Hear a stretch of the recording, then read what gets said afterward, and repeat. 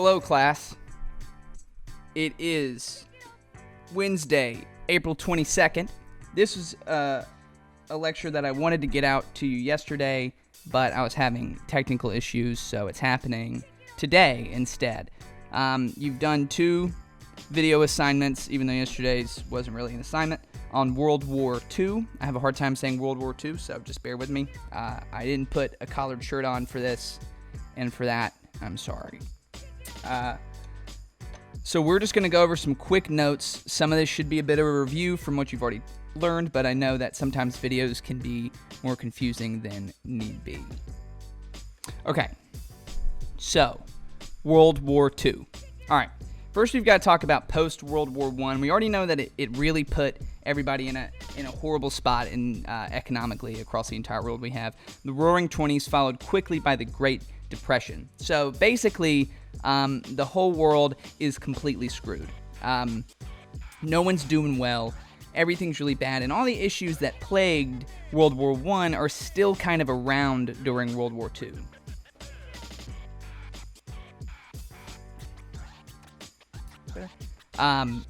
There is a worldwide economic depression, which means no one's making any money anywhere, okay?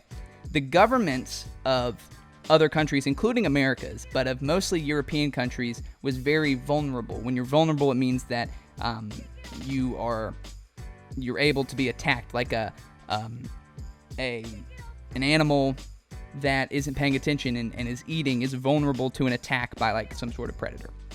So these totalitarian, think of the word totalitarian governments. And you can remember that because these are governments that have total control, okay, come in to these vulnerable countries and they kind of get established. So all these countries can't really figure out, European countries can't really figure out what they're doing.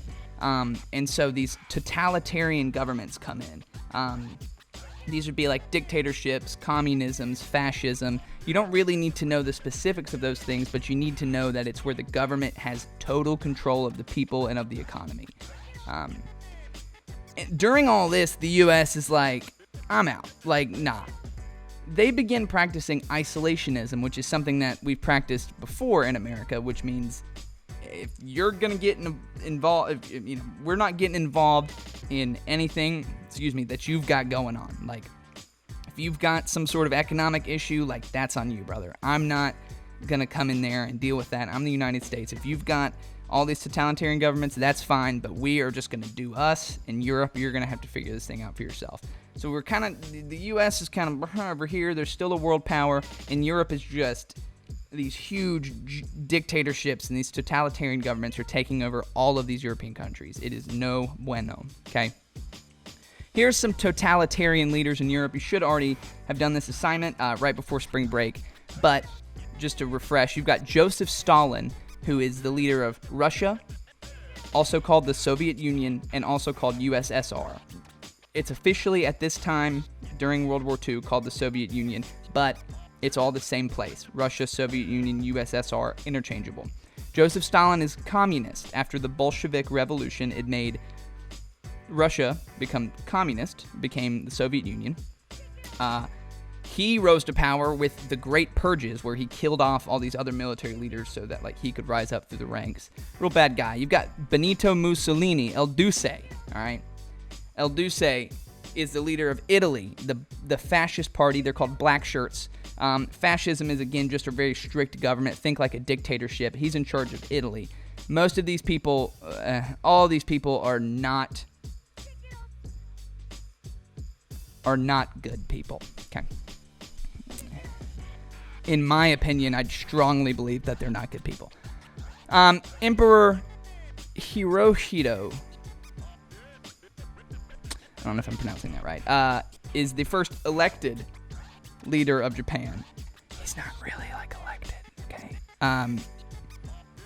He kind of takes total control of Japan, doesn't really have any accountability for his actions, and he uses imperialism, something we've talked about a lot, to go into other countries. He invades China. He invades one other place I can't remember. He invades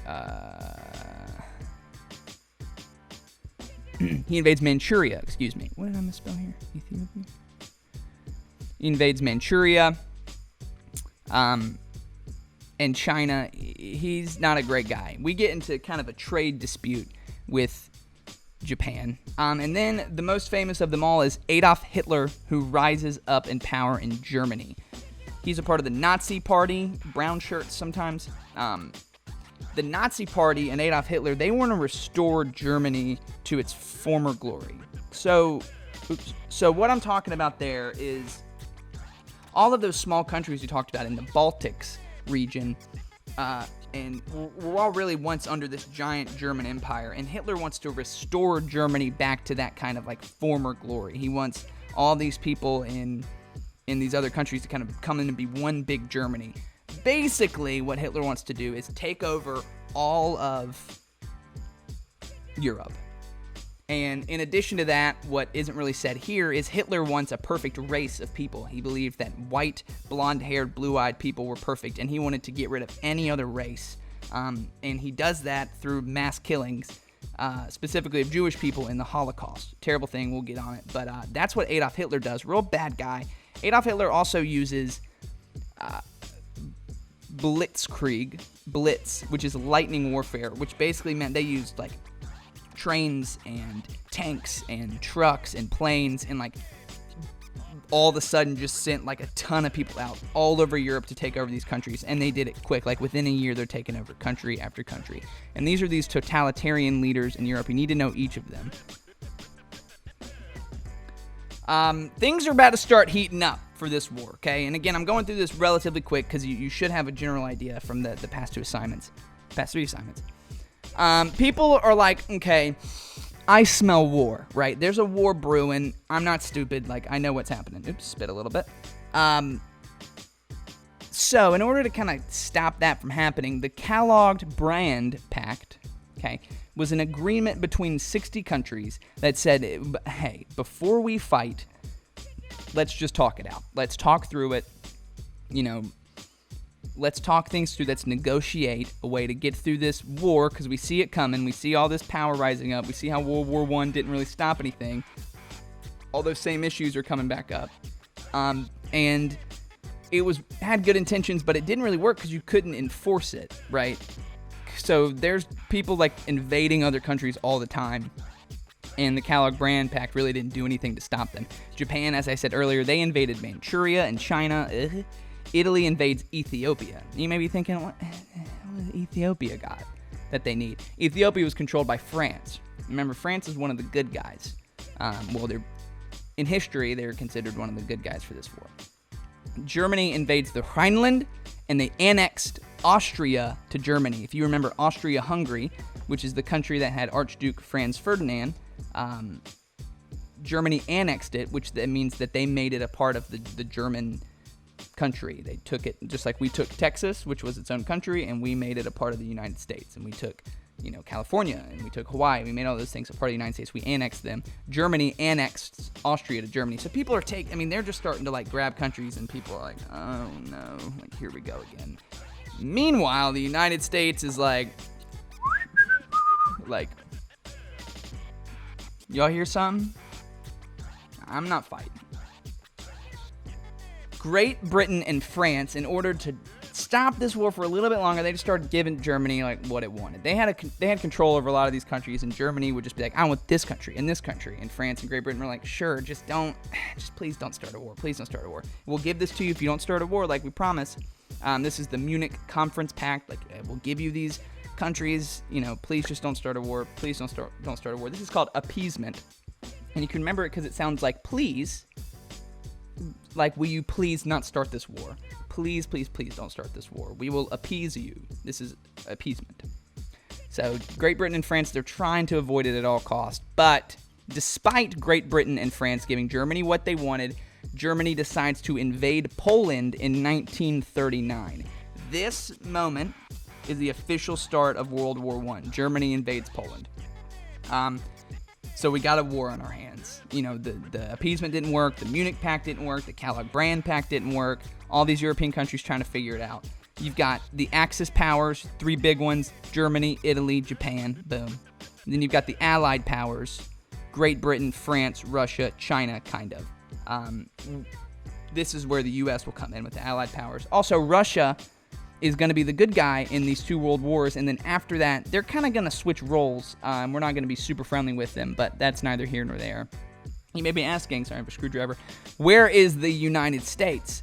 Literally just kind of chilling, okay? We're recovering from the Great Depression, all this stuff. We're not really worried about what's going on in Europe yet.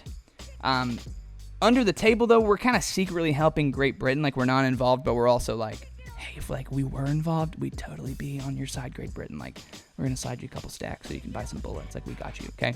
And this is called the Lend-Lease Act. So think of the United States kind of like sliding some bullets and some tanks and some ammunition over to Great Britain so that they can fight without kind of officially getting in the war. And, you know, the United States is stacked. It's huge. It's got a lot of people. It's got a big military. Germany definitely does not want the United States in the war because that's something he's not interested in tackling. He wants Europe to this former glory. I'm sure he wanted to conquer the whole world because he's insane, but at this time, he's not really worried about the United States. He's definitely a fan of the United States not being in this war because we'd come in there and we'd wreck shop. Okay. So, the beginning of this war, we're not going to cover the whole thing. We've only got this slide and one more. Hitler starts off strong. Hitler comes in, like, ready for action. He very quickly takes Poland, Denmark, Norway, Belgium, the Netherlands, and France. And if you don't know where all those are, basically this is all of the, like, top part of Europe. And remember from class when we talked about in World War I, they went into Belgium so they could get into France? Well, they just took all of that. They took that whole northern area, Denmark, Norway, Belgium, the Netherlands, France. They go in, they get France. They take all of France. Remember in World War I, they tried to get in there, and then it didn't really work. And then for the sequel, World War II, they're like, boom, they're in there, no problem. Germany getting control of France was a huge deal, just because of where it really was located. You've got the Dunkirk mission. There's a movie by Christopher Nolan that's incredible. And it's about the greatest rescue mission of all time. You've got people escaping France to go to Great Britain. They would float across the ocean in like anything that would float. They were trying to get people out because Germany took control. Charles de Gaulle, I don't know how to really say his name, operated France remotely. So he was like in charge of France, like the president or the prime minister. I'm not sure what he was. But he had to do it from Great Britain because France was taken over by Germany. Inside of France, there's a group called the French Resistance. They are a group of fighters who were fighting to resist Germany being in France, the French Resistance. So Germany being in France is huge. You've got to remember that was kind of their goal in World War I, and in World War II, they very quickly take it. France just gets kind of like done. Next up would have been Great Britain. But it's got a huge military. It's its own island. It kind of controls the seas out there. And so Germany, their tactic for getting rid of this Royal Air Force so that they can come into Great Britain is to just carpet bomb Britain. Like, they would just drive planes over Britain and and they just bombed it with as much as they could. I mean, it was so bad. Constant bombing. This is in 1940 at the Battle of Britain. Germany is ruthless. This is all within a year. Germany does this. I mean, they go absolutely crazy. This is this blitzkrieg style. So, I mean, Great Britain's getting bombed. Europe is not in a super good spot. And the reason I'm going over all of this sort of quickly is because we are trying to get into America's point, but also you know about World War I, you know the causes, and you know what they wanted to do because we've already covered it. So this should kind of give you an idea. It's a lot of the same. Germany's trying to take over all of Europe. They're being kind of attacked on both sides, but this time they're going in really quickly. And Hitler, who's in charge of this operation, is a very good military leader, kind of. He's got kind of the whole country brainwashed. I mean, they were so distraught and confused and poor. And then after World War I, they were told, you've got to make up all of this money. You've got to repay. You've got to pay these reparations. And Hitler kind of came in during that time and was like, I'm in charge. You know, we're going to move forward with this. I'm your leader. Look to me for hope. We're going to bring Germany back. It's going to be bigger and better than it ever was. And he really took control of that country in the worst possible way. So Germany's going crazy, to say the least. Italy's helping them. There's fights all over. And then we've got Japan. Okay, Japan, Hitler probably wasn't super happy with Japan, because Japan, who's on the Axis side, they side with Germany, decides to bomb the United States in Hawaii at Pearl Harbor, at our military base on United States soil. They come in and they bomb it. 3,000 dead or wounded, give or take. This is called a day that will... It was called A Day That Will Live in Infamy, December 7th, 1941, the bombing of Pearl Harbor, okay? And if we've talked about anything in this class, what does an attack on the home front mean for America? Like, if you come into America and you kill American citizens, that's war, baby. So the United States, who's been practicing isolationism this whole time, they're... I don't know if we can do... I don't know if I should do this. I don't know, like...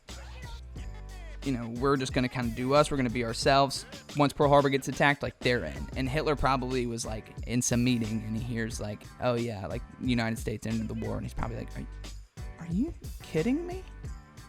Like, it's not good. So the U.S. comes into the war as an allied power. For the next time we talk about it, we're going to talk about what happens post-Pearl Harbor, World War II, and how the United States kind of comes in. And I'll go ahead and tell you, they come in and they pretty much clean up shop, and it's nice. America is definitely a big help. I think that our world would look a lot different if things would have gone further in World War II, but we'll get into the details of that. This is all you have for today. This is all you have for today. Hope it made a little bit of sense. Sorry about being a little late. I know you don't care, but, here we are. Be safe. Many blessings. Wash your hands. I miss you guys. To be completely frank, I absolutely hate teaching online. It's miserable. Anyway, you didn't hear that from me. I will see you all soon, hopefully. Bye-bye.